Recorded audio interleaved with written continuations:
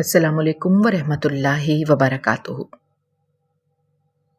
मेरे सामने मेरी साबका बीवी की शादी का कार्ड रखा हुआ था और मैं शर्म से सर झुकाकर बैठा था।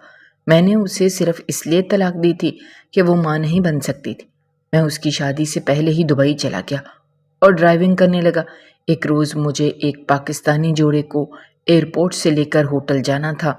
जैसे ही मैं वहाँ पहुँचा तो उसको देखकर हैरान रह गया, क्योंकि जो औरत गोद में बच्चा उठाकर खड़ी थी वो कोई और नहीं बल्कि भले ही मेरी शादी घर वालों की मर्जी से हुई थी, लेकिन मैं अपनी बीवी को इतना चाहने लगा था कि जैसे वो मेरी पसंद हो। हमारी शादी को 5 साल हो चुके थे, मगर अभी तक हम औलाद की नेमत से महरूम थे। ये कसक अब मेरे दिल में तीर की तरह चुभने लगी थी। मेरा भी दिल चाहता था कि मेरे भी बच्चे हों जिन्हें मैं अपनी गोद में उठाकर खिलाऊं, लेकिन मेरी ये ख्वाहिश अभी तक पूरी नहीं हुई थी। मैं अभी अभी दफ्तर से वापस आया था और आते साथ ही खुद को कमरे में बंद कर लिया था, क्योंकि आज हमारा एक कोलीग दफ्तर में अपने 3 साला बेटे को लाया था। उसे देखकर मुझे यूं लगा कि जैसे मेरी जिंदगी अधूरी है। मेरे दिल में अजीब सा अधूरापन आने लगा। इसीलिए मैं दफ्तर में तबीयत खराबी का बहाना बनाकर जल्दी घर वापस आ गया। जब मैं घर आया तो मेरी बीवी घर पर मौजूद नहीं थी, क्योंकि उसने मुझे सुबह बता दिया था कि आज उसे अपने मैके जाना है। कितनी ही देर में अपने कमरे में बैठा यही सोचता रहा, आखिर कब तक मुझे औलाद के लिए तरसना पड़ेगा। अब तो मेरे दोस्त भी मेरा मजाक उड़ाने लगे थे। कुछ देर तो मैं अपने कमरे में बैठा रहा। जब मेरे दिल का बोझ जरा हल्का हुआ तो मैं कमरे से बाहर निकल आया और सीधा किचन में आ गया। मेरी बीवी अभी तक वापस नहीं आई थी। अब मुझे खाना भी खुद ही बनाना था। मैं बहुत ज़्यादा थका हुआ था और मेरी तबीयत भी कुछ बोझल सी हो रही थी, लेकिन मुझे बहुत भूख भी लग रही थी, इसीलिए मुझे खाना बनाना पड़ा। मैंने फ्रिज से आलू निकाले और आलू की भुजिया बनाने लगा। मैं भुजिया बना चुका था और बस आटा गूंदने ही वाला था। अचानक दरवाजे पर दस्तक हुई। मैं हाथ धोकर किचन से बाहर आ गया। जैसे ही दरवाज़ा खोला तो वहाँ मेरी बीवी महनाज खड़ी थी। उसके साथ उसका भाई भी खड़ा था। अस्सलामुअलैकुम नदीम भाई, कैसे हैं आप? महनाज के भाई यानी मेरे साले ने मुझे सलाम किया तो मैंने उसे घर में आने का कहा, लेकिन वो वहीं से ये कहकर वापस चला गया कि उसे कोई बहुत ज़रूरी काम है। बस वो महनाज को छोड़ने के लिए ही आया था। फिर महनाज भी घर के अंदर आ गई और मैंने दरवाज़ा बंद कर दिया। वो नहीं जानती थी कि मैं आज दफ्तर से जल्दी वापस आ गया हूँ। वो बेचारी तो वक्त पर आई थी और वो अपने साथ मेरे लिए अपने मैके से खाना भी लाई थी, मगर अब तो मैं सब्जी बना चुका था। नदीम, ये आपने क्या कर दिया? आपको पता तो है मैं जब भी अम्मी के घर जाती हूँ तो आपके लिए वहीं से खाना ले आती हूँ। जैसे ही मेरी बीवी किचन में खाना बर्तनों में निकालने के लिए गई, वहां पर सब्जी बनी देखकर मुझसे नाराज होने लगी। महनाज, तुम्हें तो कोई होश ही नहीं कि शौहर कब घर आ रहा है और कब नहीं। जब तुम नहीं आ रही थी तो मैंने खाना खुद ही तो बनाना था। उस बेचारी ने तो बड़े आराम से बात की थी, लेकिन मैंने उसे बिला वजह ही डांट दिया। मेरी डांट सुनकर उसकी बोलती ही बंद हो गई और वो चुपचाप खाना बर्तनों में निकालने लगी। महनाज, तुम्हें तो मेरा कोई ख्याल है ही नहीं। अगर तुम्हें मेरा ख्याल होता तो तुम मुझे बच्चे की खुशी दे देती। वो बेचारी चुपचाप बर्तनों में खाना निकाल रही थी कि मैंने एक और वार कर दिया। मेरी बात सुनकर वो बेचारी सवालिया नज़रों से मेरी तरफ देखने लगी, क्योंकि मैंने पहले कभी भी उसे इस तरह से बच्चा ना होने का ताना नहीं दिया था। नदीम, आपकी तबीयत तो ठीक है, आप ऐसी बहकी बहकी बातें क्यों कर रहे हैं? वो बेचारी रूंधी हुई आवाज़ के साथ मुझसे मुखातिब हुई तो मेरा गुस्सा मजीद बढ़ गया। तुम क्या समझती हो कि मैं पागल हूँ जो ऐसी बातें कर रहा हूँ? मैं अपने पूरे होशो हवास में हूँ। अगर तुम्हें मेरा ख्याल होता तो तुम बच्चा जन्म देती, मगर नहीं, तुम्हें तो मेरा कुछ ख्याल ही नहीं है। मेरा गुस्सा आसमान की बुलंदियों को छू रहा था। मुझे कुछ होश नहीं था कि मैं क्या कह रहा हूँ। वो बेचारी आंखों में आंसू लिए चुपचाप खाना बर्तनों में निकाल कर स्लेब पर रखती हुई वहां से चली गई। उसके जाने पर तो मुझे मजीद गुस्सा आ गया। मैंने खाने का डोंगा उठाकर जमीन पर पटक दिया और उसके पीछे पीछे आ गया। वो अब कमरे में आकर अलमारी खोले खड़ी थी। शायद वो कपड़े चेंज करने वाली थी। मैं आगे बढ़ा और उसका हाथ पकड़कर غصے بھری نگاہوں سے اسے دیکھنے لگا۔ ندیم، آپ کو کیا ہو گیا ہے؟ پلیز آپ مذاق نہ کریں، مجھے ڈر لگ رہا ہے۔ وہ میری آنکھوں میں دیکھتے ہوئے گیلی آواز کے ساتھ بولی۔ ابھی تو مجھے کیا کہا تھا کہ پاگل ہوں میں؟ پاگلوں جیسی باتیں کر رہا ہوں؟ کیا مطلب تھا تمہارا؟ میں اس پر کسی بپھرے ہوئے شیر کی طرح دھاڑنے لگا تھا۔ ندیم، آپ غلط سمجھ رہے ہیں، میں نے تو بس اتنا کہا تھا کہ آپ ٹھیک بات نہیں کر رہے۔ مہناز نے اپنی صفائی میں بس اتنا ہی کہا تھا کیونکہ اس وقت میرا غصہ آپے سے باہر ہو رہا تھا۔ میں نے ایک جھٹکے سے اس کا ہاتھ چھوڑا، ساتھ ہی میں یہ بھی کہہ دیا کہ آئندہ میرے ساتھ زبان لڑانے کی ضرورت نہیں ہے۔ یہ کہہ کر اس وقت ہی میں کمرے سے باہر نکل آیا۔ میں نے کھانا بھی نہیں کھایا اور صحن میں ادھر سے ادھر ٹہلنے لگا۔ میرا دماغ سائیں سائیں کر رہا تھا۔ میرا دل چاہ رہا تھا ابھی ابھی میرے گھر میں بچوں کی کلکاریاں گونجیں، مگر یہ ممکن نہیں تھا۔ شاید اسی وجہ سے ہی میں غصے سے پاگل ہو رہا تھا۔ کچھ ہی دیر میں غصے میں ادھر سے ادھر ٹہلتا رہا۔ اب مجھے وہاں پر ٹہلتے ہوئے تقریباً 1 گھنٹہ ہو چکا تھا۔ اس کے بعد مہناز کو میں نے نہیں دیکھا، نہ ہی وہ کمرے سے باہر نکلی۔ اب میرا غصہ کچھ ٹھنڈا ہو چکا تھا اور میں سوچ رہا تھا آخر اس سب میں مہناز بیچاری کا کیا قصور ہے؟ وہ تو ہر وقت ہی ڈاکٹروں کو دکھاتی رہتی تھی۔ شاید میں اپنے کولیگ کے بیٹے کو دیکھ کر ہی اس حالت تک پہنچا تھا۔ اب مجھے بہت زیادہ برا لگ رہا تھا کیونکہ آج سے پہلے میں نے مہناز سے اتنے غصے سے کبھی بھی بات نہیں کی تھی۔ ہماری شادی کو پورے 5 سال ہو چکے تھے، مگر آج تک میں نے کبھی بھی اسے اس طرح سے نہیں ڈانٹا تھا اور نہ ہی کبھی اسے اولاد نہ ہونے کا طعنہ دیا تھا۔ میں بوجھل قدموں کے ساتھ کمرے میں آیا تو وہ لائٹ آف کر کے سو رہی تھی۔ پہلے تو میرا دل چاہا کہ میں لائٹ آن کروں اور اس سے بات بھی کروں، مگر پھر اسے سوتا دیکھ کر میں بھی چپ چاپ اسی کے ساتھ بیڈ پر آ کر سو گیا۔ جیسے ہی میں سویا تو مجھے اس کی ہلکی ہلکی سی سسکیاں سنائی دینے لگیں۔ اس کے رونے کی آواز سن کر تو میرا کلیجہ منہ کو آ گیا۔ مجھے ایسے لگ رہا تھا جیسے وہ میری وجہ سے ہی اتنی تکلیف میں ہے۔ میں اسی وقت اٹھا اور لائٹ آن کر دی۔ لائٹ آن ہوتے ہی وہ جلدی سے دوپٹے کے پلو سے آنسو صاف کرنے لگی جو وہ اندھیرے میں چھپ کر بہا رہی تھی، اور اب ایسے ظاہر کر رہی تھی جیسے کچھ ہوا ہی نہ ہو۔ وہ چپ چاپ لیٹی ہوئی تھی اور اس کی آنکھیں بھی بند تھیں، مگر میں جانتا تھا کہ وہ نیند میں نہیں ہے بلکہ وہ جاگ رہی ہے اور رو بھی رہی ہے۔ میں اس کی طرف بڑھا، اس کے چہرے پر بڑے پیار سے ہاتھ پھیرنے لگا۔ اس نے بھی آنکھیں کھول دیں۔ اس کی آنکھوں میں نمی تیر رہی تھی۔ مجھے دیکھ کر اس کی آنکھوں میں ایک عجیب سی چمک آ گئی۔ وہ اب بستر پر اٹھ کر بیٹھ گئی تھی، مگر میں اس کے گھٹنے پکڑ کر زمین پر گھٹنوں کے بل بیٹھا تھا۔ مہناز، مجھے معاف کر دو، میں جذبات میں آ کر کچھ زیادہ ہی بول گیا تھا، لیکن اب مجھے اپنے الفاظ پر شرمندگی محسوس ہو رہی ہے۔ میں نظریں جھکائے اس سے معافی مانگنے لگا تھا۔ میں نے باقاعدہ طور پر ہاتھ بھی جوڑ لیے تھے کیونکہ اپنی بیوی کا دل دکھانے پر مجھے کچھ عجیب سا ہو رہا تھا۔ اس نے میرے جڑے ہوئے ہاتھ اپنے ہاتھوں سے نیچے کیے اور انہیں بوسہ دینے لگی اور مجھے اٹھا کر اپنے ساتھ بیڈ پر بٹھا دیا۔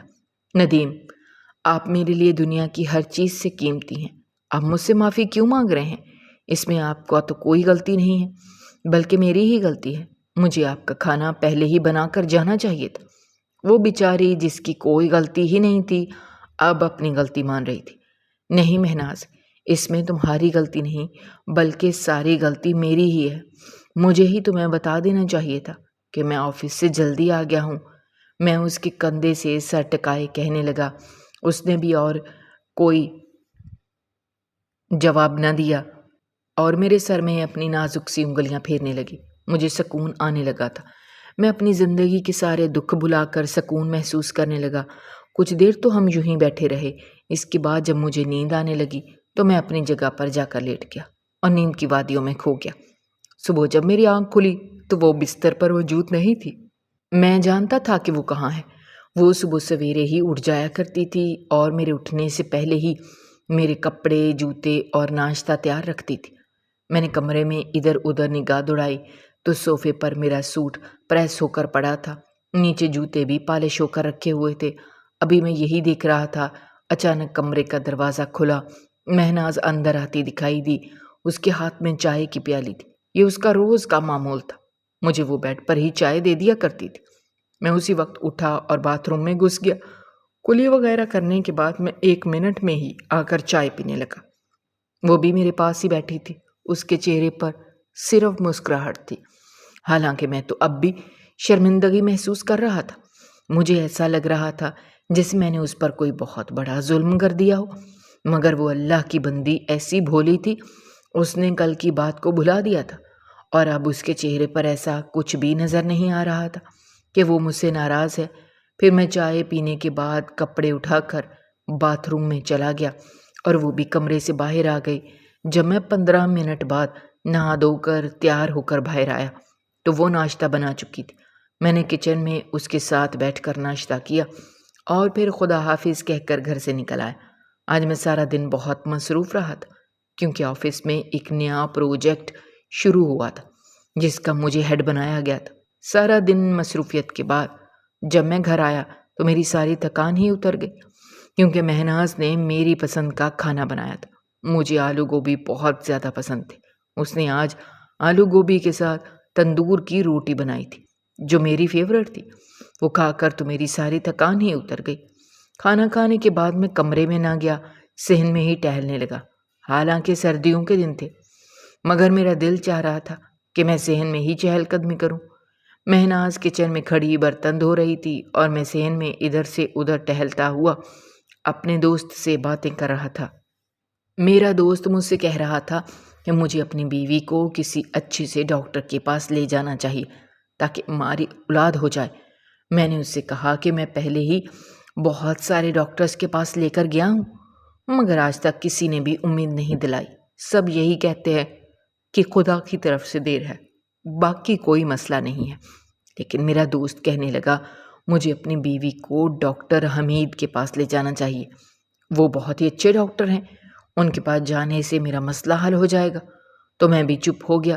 میں نے سوچا میں مہناز سے بات کر کے دیکھوں گا، حالانکہ کچھ روز پہلے ہی وہ دوائیاں لینا چھوڑ چکی تھی۔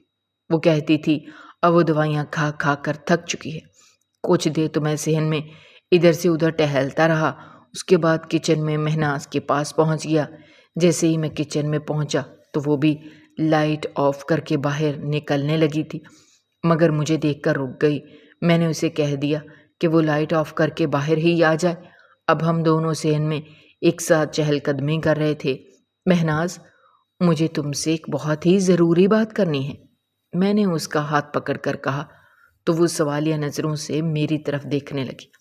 مہناز، دراصل بات یہ ہے، میں چاہتا ہوں ہم ڈاکٹر حمید کے پاس جائیں۔ میرے دوست علی نے کہا ہے وہاں جا کر ہماری خواہش پوری ہو جائے گی۔ میں نے بڑے مان سے کہا تھا، لیکن اس نے تو میری بات سن کر فوراً ہی اپنے ہاتھ چھڑوائے اور عجیب نظروں سے مجھے دیکھنے لگی، جیسے میں نے کوئی بہت بڑا گناہ کر دیا ہو۔ ندیم، آپ یہ کیسی باتیں کر رہے ہیں؟ میں پھر سے ان چکروں میں نہیں پڑنا چاہتی۔ آپ تو جانتے ہیں کہ میں نے ان 5 سالوں میں کتنی گرم ادویات کھائی ہیں، جن کی وجہ سے میرا معدہ بھی خراب رہنے لگا ہے۔ اب مجھ میں مزید سکت نہیں ہے۔ ویسے بھی سب ڈاکٹرز یہی کہتے ہیں کہ مجھ میں کوئی مسئلہ نہیں ہے، بلکہ خدا کی طرف سے دیر ہے۔ اس نے ایک تقریر کی صورت میں بات کی اور پھر کمرے کے اندر چلی گئی۔ مجھے اس کی بات سن کر بہت زیادہ غصہ آ رہا تھا۔ میں تو چاہ رہا تھا کہ ہمارا مسئلہ حل ہو جائے، مگر وہ تو بات کرنے کے لیے بھی تیار نہیں تھی۔ میں بھی غصے میں کمرے میں پہنچ گیا۔ وہ بیڈ پر بیٹھی موبائل استعمال کر رہی تھی۔ میں نے اس کا موبائل کھینچا اور دیوار پر دے مارا۔ مہناز، تمہیں ذرا ہوش نہیں ہے؟ مجھے تمہاری کتنی زیادہ فکر ہے۔ میں دن رات اس فکر میں گھل رہا ہوں کہ اگر میری اولاد نہ ہوئی تو کیا ہوگا۔ اولاد کے بغیر انسان کی زندگی نامکمل ہوتی ہے۔ میرا غصہ آسمان کی بلندیوں کو چھو رہا تھا اور میں غصے میں نہ جانے اسے مزید کیا کچھ کہے جا رہا تھا۔ ندیم، آپ میری بات سمجھ کیوں نہیں رہے؟ کیا آپ کو نہیں پتا آج تک میں نے سینکڑوں ڈاکٹرز کو دکھایا ہے، سب نے یہی کہا ہے ہم دونوں میں کوئی مسئلہ نہیں ہے، بلکہ خدا کی طرف سے دیر ہے۔ تو پھر آپ صبر کیوں نہیں کر لیتے؟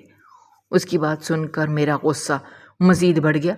مہناز، میں جانتا ہوں کہ ہم دونوں میں کمی نہیں ہے، لیکن ہم علاج تو کروا سکتے ہیں نا، میں اس کا ہاتھ پکڑ کر منت سماجت بھرے لہجے میں بولا، مگر وہ اپنا ہاتھ چھڑوا کر ایک طرف ہو گئے۔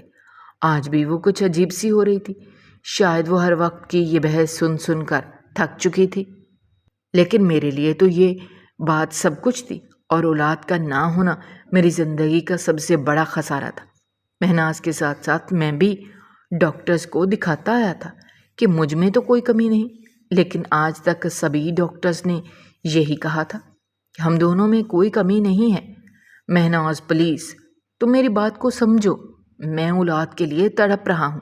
اگر ایک مرتبہ پھر سے ہم ڈاکٹر کے پاس چلے جائیں گے تو کیا قیامت آ جائے گی؟ میں نے اس سے کہا، مگر وہ میری کوئی بھی بات نہیں سن رہی تھی۔ کچھ دیر ہم دونوں میں بحث ہوتی رہی، پھر میں غصے میں کمرے سے باہر نکل آیا۔ میرا غصہ آسمان کی بلندیوں کو چھو رہا تھا۔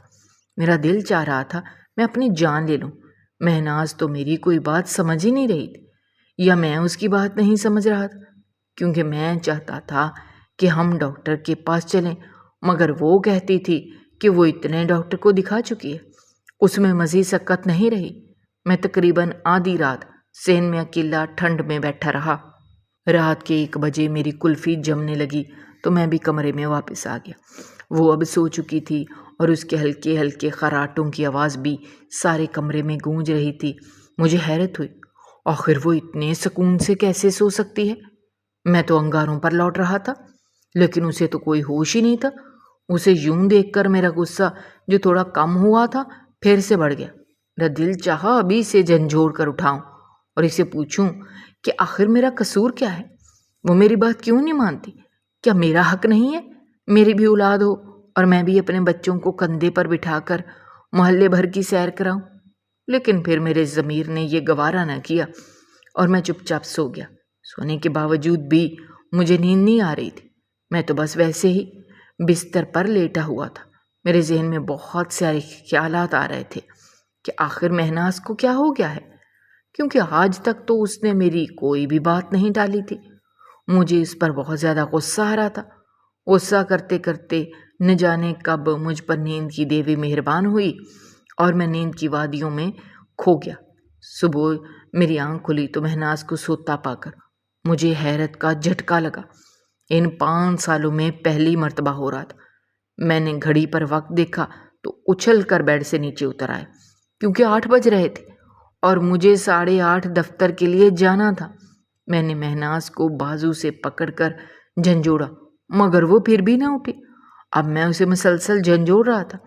وہ ایک دم جھٹکے سے اٹھی، کھا جانے والی نگاہوں سے مجھے دیکھنے لگی۔ ندیم، کیا مسئلہ ہے؟ اس گھر میں تو مجھے کوئی سکون ہی نہیں ہے، کیا چاہیے آپ کو؟ وہ تو ایسے ہی بات کر رہی تھی جیسے آج کوئی نئی بات ہو۔ مہناز، کیا ہو گیا ہے؟ کیا مجھے ناشتہ بنا کر نہیں دینا؟ میرا یہ کہنا تھا کہ وہ فوراً سے اٹھ گئی اور شرمندہ سی کمرے سے باہر نکل گئی۔ شاید وہ بیچاری بھی ٹینشن میں تھی، اور اسی ٹینشن میں وہ بھول گئی تھی کہ اسے ناشتہ بھی بنانا ہے۔ مجھے آفس سے دیر ہو رہی تھی۔ میں اس وقت ہی کپڑے بدل کر باہر آ گیا۔ آج میں نہایا بھی نہیں تھا کیونکہ ٹائم بہت ہی کم تھا۔ میں جیسے ہی کچن میں آیا وہ ناشتہ بنا چکی تھی۔ اسے دیکھ کر مجھے غصہ آ گیا کیونکہ 20 منٹ ہو چکے تھے۔ دفتر جانے میں اب صرف 10 منٹ باقی رہتے تھے اور میں اس وقت ہی کچن سے باہر نکلا اور اسے بنا بتائے بائک نکال کر گھر سے باہر نکل آیا۔ سارا راستہ میں جلتا کوڑتا گیا تھا۔ میرا دل چاہ رہا تھا میں کچھ ایسا کروں جس سے مہناز کو میری اہمیت معلوم ہو، کیونکہ وہ تو اب عجیب سی حرکتیں کرنے لگی تھی۔ میں جب آفس گیا تو سارا سٹاف آ چکا تھا۔ مجھے بہت زیادہ شرمندگی کا سامنا کرنا پڑا۔ مجھے ایسا لگ رہا تھا کہ سب مجھ پر ہنس رہے ہیں، حالانکہ سب سنجیدگی سے اپنا کام کر رہے تھے۔ میں گیلری میں کھڑا باس کی ڈانٹ سن رہا تھا اور سبھی اپنے اپنے کاموں میں مگن تھے۔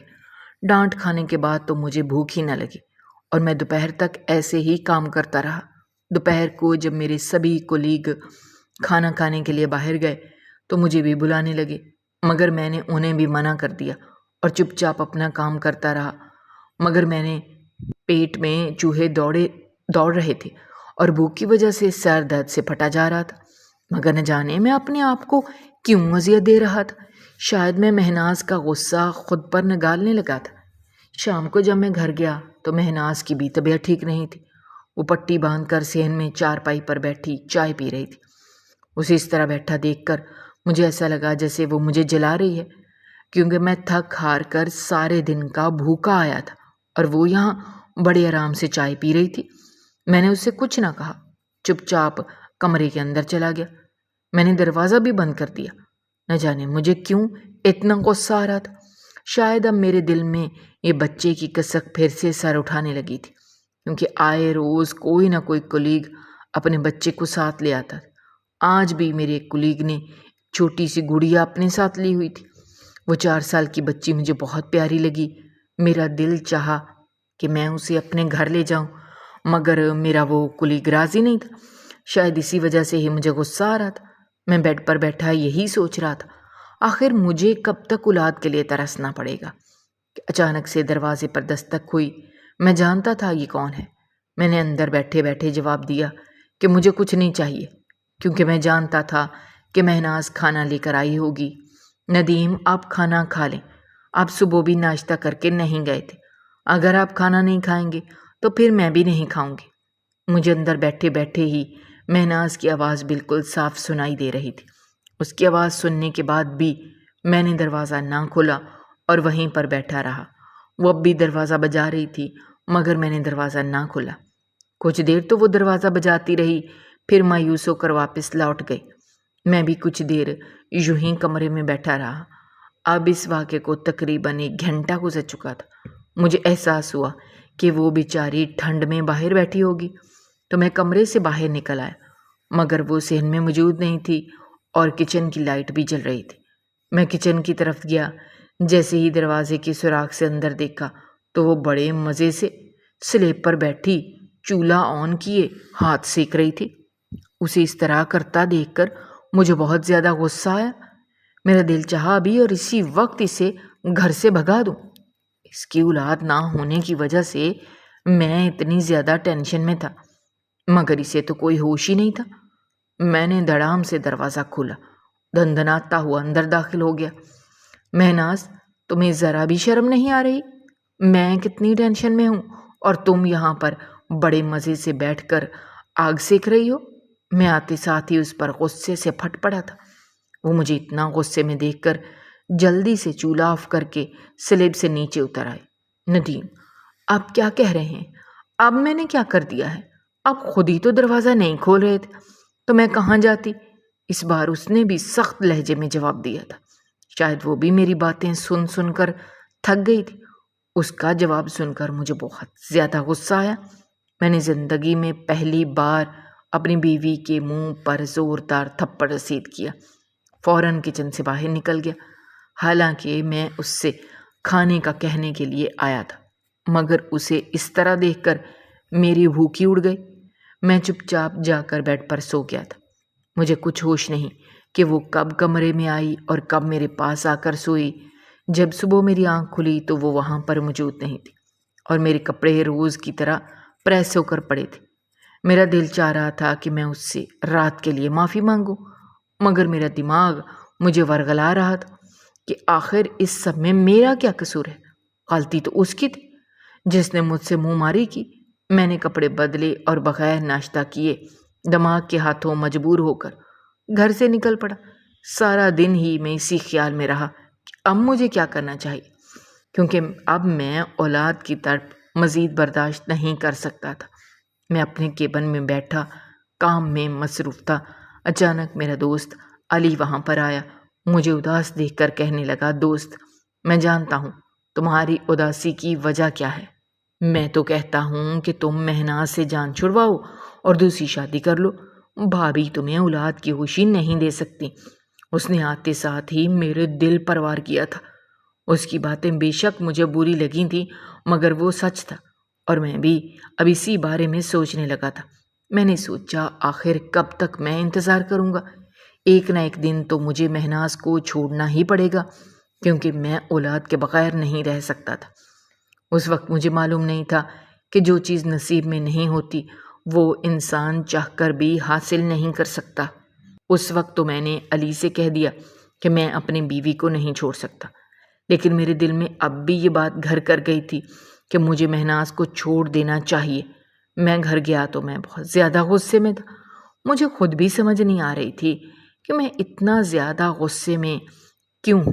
مہناز نے میرے سامنے کھانا لا کر رکھا، میں نے اٹھا کر زمین پر پٹک دیا، فوراً ہی کمرے سے باہر نکل گیا۔ میں کھانا آفس سے ہی کھا کر آیا تھا، اسی لیے میں نے بنا سوچے سمجھے کھانا زمین پر پٹک دیا۔ وہ بیچاری بھی حیران تھی کہ آخر میں نے ایسا کیوں کیا، مگر میں نے اس کی نظروں کے سوالوں کا جواب نہ دیا اور صحن میں آ گیا۔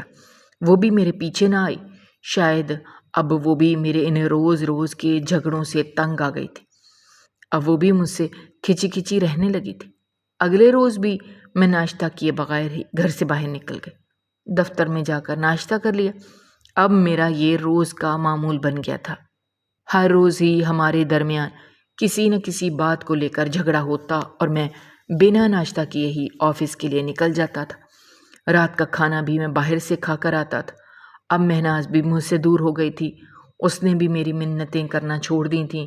اولاد نہ ہونے کی وجہ سے میں بہت زیادہ چڑچڑا ہو رہا تھا۔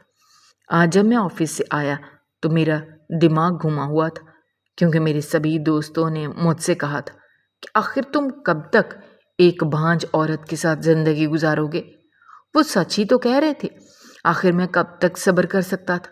میں نے سوچ لیا کہ میں مہناز کو چھوڑ دوں گا اور اس کے بعد دوسری شادی کر لوں گا، مگر میں نے یہ بھی سوچا کہ ابھی میں مہناز کو اس سب کے بارے میں کچھ نہیں بتاؤں گا، بلکہ چپ چاپ ہی کورٹ سے طلاق کے کاغذات تیار کرواؤں گا۔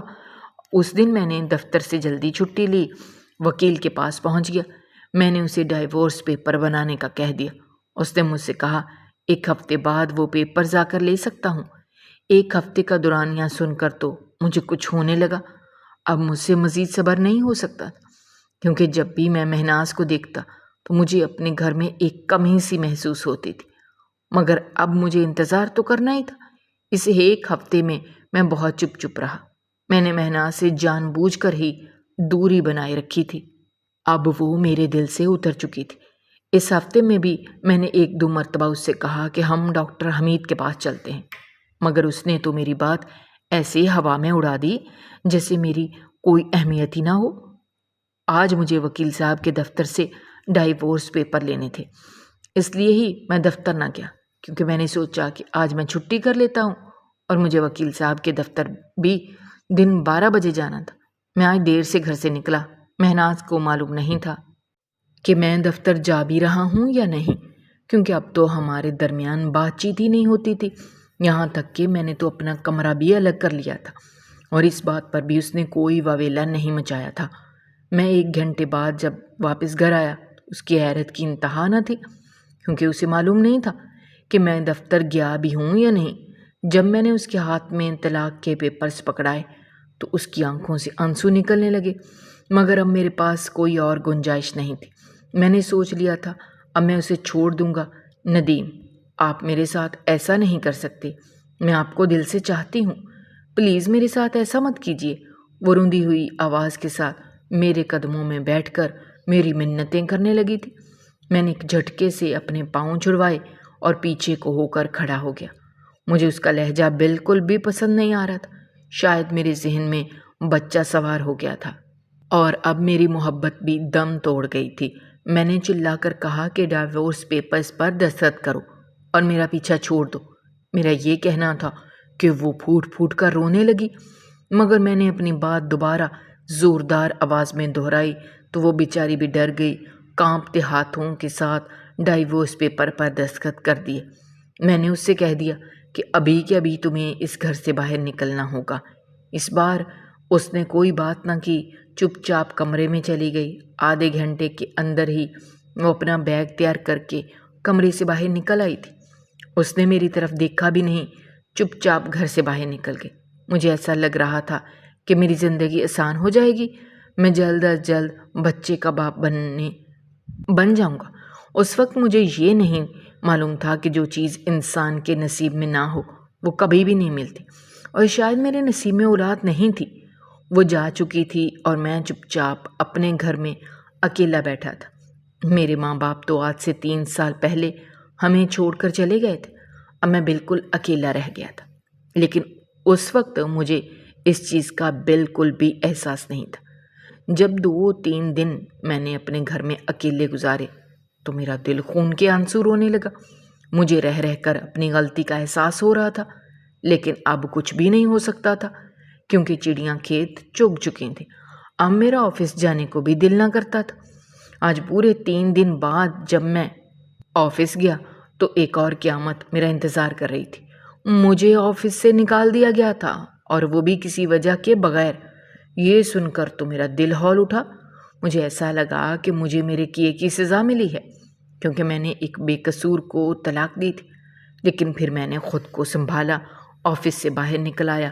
میں نے سوچا صرف یہ ایک آفس تو نہیں، شہر بھرا پڑا ہے اس طرح کے دفتروں سے، مجھے کہیں نہ کہیں تو نوکری مل ہی جائے گی۔ اگلے دن میں شہر کے سبھی بڑے بڑے دفتروں کی خاک چھانتا رہا، مگر کسی نے بھی مجھے نوکری پر نہ رکھا۔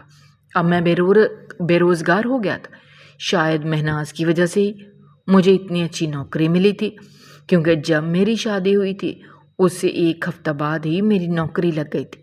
اس سے پہلے تو میں بس یوں ہی ایک جگہ ملازمت کرتا تھا، وہاں پر میری تنخواہ بھی اچھی نہیں تھی، مگر شادی کے 1 ہفتے بعد ہی میری اتنی اچھی جگہ نوکری لگ گئی تھی، اور میں نے پورے 5 سال وہاں پر کام کیا تھا۔ انہوں نے اب بلا وجہ ہی مجھے کام سے نکال دیا تھا۔ سچ ہی کہتے ہیں کہ رزق عورت کے نصیب سے اور اولاد مرد کے نصیب سے ہوتی ہے۔ شاید میرے نصیب میں اولاد تھی ہی نہیں۔ میرا دوست اکثر مجھ سے کہتا تھا، اب تم دوسری شادی کر لو، اب تو تم اپنی پہلی بیوی کو بھی طلاق دے چکے ہو۔ مگر میرا دل دوسری شادی کو نہ تھا، کیونکہ میں ایک بے روزگار انسان تھا، اور بے روزگار انسان سے کون اپنی بیٹی کا رشتہ طے کرتا ہے، اور وہ بھی ایک شادی شدہ مرد سے۔ میں نے سوچا کہ میں غیر ملک میں جا کر اپنی قسمت آزماؤں گا اور پھر اس کے بعد ہی شادی کے بارے میں سوچوں گا، مگر باہر جانے کے وسائل بھی میرے پاس نہیں تھے، کیونکہ جو تنخواہ ہوتی تھی وہ تو میں ہر مہینے خرچ ہو جاتی تھی۔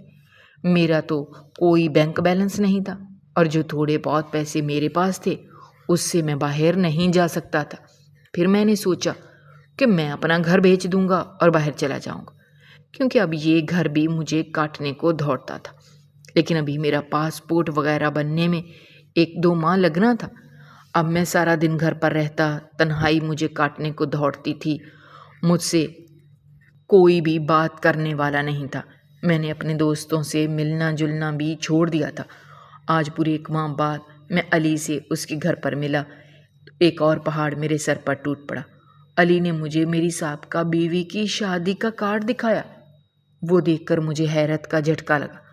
میں نے تو سمجھا تھا کہ اس بانجھ عورت سے کوئی بھی شادی نہیں کرے گا، مگر ابھی تو ہماری طلاق کو صرف 2 ہی ماہ ہوئے تھے کہ اس کی شادی ہو رہی تھی۔ وہ علی کا ایک دور کا جاننے والا تھا جو مہناز سے شادی کر رہا تھا، اور اس نے علی کو بھی کارڈ بھیجا تھا۔ جب علی نے مجھے وہ کارڈ دکھایا تو مجھے ایسا لگا کہ میں ابھی زمین پر ڈھیر ہو جاؤں گا۔ میری زندگی برباد ہو گئی تھی، مہناز اپنی زندگی میں آگے بڑھ گئی تھی۔ میں بنا کچھ کھائے پیے ہی علی کے گھر سے باہر نکل آیا، حالانکہ اس نے میرے لیے ایک خاص دعوت کا انتظام کر رکھا تھا۔ سارا راستہ میری آنکھوں سے آنسو بہتے رہے۔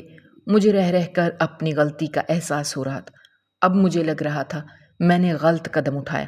میں گھر نہ گیا بلکہ سیدھا ایجنٹ کے پاس گیا۔ میں نے اس سے کہا کہ جلد از جلد میرا پاسپورٹ بنا دے، میں اب اس ملک میں اور نہیں رہ سکتا۔ ایجنٹ نے کہا ابھی کچھ دن لگیں گے، مجھے انتظار کرنا ہوگا۔ اس کی بات سن کر میں گھر آ گیا۔ وہ 15 دن میں نے بڑی مشکل سے گزارے۔ 15 دن کے بعد میں دبئی کے لیے روانہ ہو گیا۔ وہاں جا کر میں ٹیکسی چلانے لگا تھا۔ میں نے اپنا گھر بھی بیچ دیا تھا، اور انہی پیسوں سے میں نے ٹیکسی خرید لی تھی۔ اب میں ایک مسافر بن کر ایک انجانے ملک میں زندگی گزار رہا تھا۔ میری زندگی میں کوئی بھی سکھ نہیں رہا تھا۔ پہلے میری زندگی اچھی تھی، اپنا گھر تھا اور میری بیوی بھی رہتی تھی، مگر اب تو میں بالکل ہی اکیلا ہو کر رہ گیا تھا۔ ہر وقت میں یہی سوچ سوچ کر پچھتاتا رہتا، مگر اب پچھتانے کا کوئی فائدہ نہیں تھا۔ اب تو میں اسموکنگ بھی کرنے لگا تھا۔ مجھے وہاں پر رہتے ہوئے تقریباً 2.5 سال ہو گئے تھے۔ میری شکل بالکل بھی دیکھنے لائق نہیں رہی تھی۔ ایسا معلوم ہوتا تھا جیسے کوئی چرسی بھنگی ہو، حالانکہ میں صرف سگریٹ ہی پیتا تھا، لیکن ٹینشن کی وجہ سے میں اتنا زیادہ کمزور ہو گیا تھا کہ سبھی لوگ یہ سمجھتے تھے کہ شاید میں کوئی نشہ کرتا ہوں۔ میں ٹیکسی بھی بڑی مشکل سے چلاتا تھا، اور وہ بھی دن کے 2-3 گھنٹے۔ اس کے بعد میں گھر واپس آ جاتا، اور وہ ایک چھوٹا سا گھر تھا جس میں 5 کمرے تھے، ہر کمرے میں 2-2 3-3 آدمی رہتے تھے۔ میں بھی ایک کمرے میں رہتا، مگر میرے ساتھ کوئی بھی نہیں رہتا تھا، کیونکہ آج سے 2 ماہ پہلے ہی میرا روم میٹ پاکستان واپس چلا گیا تھا، کیونکہ اس کی شادی ہو رہی تھی۔ اس کی شادی کے نام پر تو میری آنکھوں سے آنسو نکلے تھے، کیونکہ یہ تو اب میرے لیے خواب بن کر رہ گیا تھا۔ میری شادی میں کوئی رکاوٹ بھی نہیں تھی، مگر پھر بھی میں شادی نہیں کر پا رہا تھا۔ نہ جانے اس میں کیا مصلحت تھی۔ میں نے 1-2 مرتبہ اپنے دوستوں سے بھی بات کی کہ میں شادی کرنا چاہتا ہوں، مگر اب تک کوئی رشتہ نہیں مل رہا تھا، کیونکہ میں پہلے جیسا ندیم نہیں رہا تھا۔ میری شکل و صورت کے ساتھ ساتھ میری آمدنی بھی پہلے جیسی نہیں رہی تھی۔ میں تو بس اپنے گزارے لائق ہی کماتا تھا، جو میں مہینے میں خرچ کر دیتا تھا۔ اب میری زندگی بالکل بیکار ہو گئی تھی۔ کبھی کبھی تو مجھے خودکشی کے خیال بھی آتے۔ میری ایک غلطی نے میری ساری زندگی برباد کر کے رکھ دی تھی۔ اب میں زندہ تھا، شاید مجھے اس غلطی کی سزا دنیا میں ملنی تھی۔ آج مجھے ایک پاکستانی جوڑے کو ایئرپورٹ سے پک کرنے کے لیے جانا تھا۔ انہوں نے آن لائن رائڈ بک کی تھی اور 5 بجے کا ٹائم دیا تھا۔ ابھی 3 بج رہے تھے، یعنی کہ 2 گھنٹے کے بعد مجھے انہیں ایئرپورٹ سے اٹھانے کے لیے جانا۔ میرا دل بوجھل سا ہو رہا تھا۔ میرا دل کام کرنے کو نہیں چاہ رہا تھا، لیکن مجھے پیسوں کی ضرورت تھی، کیونکہ پچھلے 3 دن سے میں کام پر نہیں گیا تھا اور میرے پاس پیسے بالکل ختم ہونے کو تھے۔ میں جانتا تھا کہ جب میرے پاس پیسے ختم ہوں گے تو مجھے لوگوں کے سامنے ہاتھ پھیلانا پڑے گا، اور میں یہ بالکل بھی نہیں چاہتا تھا۔ اس لیے ہمت کر کے 4 بجے نہا دھو کر ایئرپورٹ آ گیا۔ ابھی تک فلائٹ لینڈ نہیں کیا تھا۔ فلائٹ کو تقریباً 1-1.5 گھنٹے کی دیری تھی۔ میں وہیں پر کھڑا ہو کر مسافروں کا انتظار کرتا رہا۔ اب 5 بج چکے تھے، فلائٹ بھی آ چکی تھی، مگر ابھی تک وہ مسافر باہر نہیں نکلے تھے۔ شاید ایئرپورٹ پر مسافروں کے بیگز کی چیکنگ ہو رہی تھی۔ پورے آدھے گھنٹے کے بعد مجھے ایک میسج ریسیو ہوا، اور وہ اسی نمبر سے آیا تھا جنہوں نے رائڈ بک کی تھی۔ وہ مجھے ایک چوک کی طرف بلا رہے تھے۔ وہ ایک مشہور چوک تھا جسے میں بڑے اچھے سے جانتا تھا۔ میں پچھلے 2.5-3 سال سے یہاں پر کام کر رہا تھا اور مجھے یہاں کے چپے چپے سے واقف تھا۔ جب میں وہاں پر پہنچا تو وہاں مجھے ایک مرد اور ایک عورت دکھائی دیے۔ عورت کا رخ دوسری طرف تھا اور مرد کا رخ میری طرف۔ وہ سڑک پر مجھے ہاتھ کے اشارے سے روک رہا تھا، کیونکہ میں نے اسے اپنی ٹیکسی کا نمبر سینڈ کیا تھا۔ نمبر دیکھ کر وہ مجھے روکنے لگا۔ جب میں نے اس نوجوان کو خود کو روکتے دیکھا، میں بھی رک گیا، کیونکہ میں سمجھ چکا تھا یہ وہی شخص ہے جس نے رائڈ بک کی تھی۔ اب وہ شخص اس عورت کے کندھے پر ہاتھ رکھے اسے ٹیکسی میں بیٹھنے کا کہہ رہا تھا۔ جیسے ہی اس عورت نے رخ موڑا، مجھے حیرت کا جھٹکا لگا، کیونکہ وہ کوئی اور نہیں بلکہ مہناز تھی، اور اس کی گود میں ایک چھوٹا سا بچہ بھی تھا جس کی عمر تقریباً 1-1.5 سال لگتی تھی۔ وہ دونوں اب میری گاڑی میں آ بیٹھے تھے۔ مہناز نے مجھے نہیں دیکھا، کیونکہ میں نے چہرے پر ماسک لگا رکھا تھا۔ اس شخص نے، شاید جو مہناز کا شوہر تھا، مجھے ایک ہوٹل کا ایڈریس دیا۔ میں اس طرف گاڑی دوڑانے لگا۔ مجھے کوئی ہوش نہیں تھا۔ ایسا لگ رہا تھا گاڑی ابھی کسی چیز سے ٹکرا جائے گی، مگر میں نے خود پر ضبط کیا اور بڑی احتیاط کے ساتھ گاڑی چلانے لگا۔ پھر میں نے انہیں ہوٹل چھوڑا اور سیدھا گھر واپس آ گیا۔ گھر آ کر میں نے خود کو کمرے میں بند کر لیا۔ میں پھوٹ پھوٹ کر رو رہا تھا۔ مجھے ایسا لگ رہا تھا کہ آج مجھے میری غلطی کی سزا مل گئی ہے۔ اب تک تو میں پچھتاتا آیا تھا، کیونکہ میں مہناز سے محبت کرتا تھا اور غصے میں آ کر اسے طلاق دے دی تھی۔ لیکن اب تو میرے صبر کا امتحان تھا، کیونکہ اب تو وہ ماں بھی بن چکی تھی، اور اب میں سمجھ گیا تھا کہ واقعی میں اولاد مرد کے نصیب سے ہوتی ہے، اور میرے نصیب میں اولاد تھی ہی نہیں، تو پھر کہاں سے مجھے اولاد ملنی تھی۔ میرا دل خون کے آنسو رو رہا تھا۔ کچھ دن تو گھر پر ہی رہا، اب میرا یہاں پر بھی دل نہیں لگتا تھا، اور میں 1 ماہ کے اندر اندر واپس پاکستان آ گیا۔ علی کے توسط سے میں نے ایک غریب عورت سے شادی کر لی اور کرائے پر رہنے لگا۔ میں ایک باغ میں مالی کی ڈیوٹی دینے لگا، حالانکہ یہ کام میرے شان شان نہیں تھا کیونکہ میں ایک پڑھا لکھا تھا، مگر اب مجھے کام کی ضرورت تھی، اس لیے وہاں پر کام کرنے لگا۔ وقت بڑی تیزی کے ساتھ گزرتا جا رہا تھا۔ قدسیہ کے ساتھ میری شادی کو پورے 4 سال ہو چکے تھے، لیکن ابھی تک ہماری کوئی اولاد نہیں ہوئی تھی۔ اب تو میں مکمل طور پر سمجھ گیا تھا کہ رب کے فیصلے صرف رب ہی جانتا ہے۔ میں نے تو اولاد کی وجہ سے مہناز کو طلاق دی تھی، لیکن دوسری شادی کے باوجود بھی مجھے اولاد کی خوشی نصیب نہیں ہوئی، اور مجھے لگتا ہے کہ ساری زندگی میں اس کمی کے ساتھ جیوں گا اور اس کمی کے ساتھ ہی قبر میں جا سوؤں گا۔ اتنے سال گزر جانے کے بعد مجھے ایک سبق تو ملا کہ انسان کے ہاتھ میں کچھ نہیں ہے۔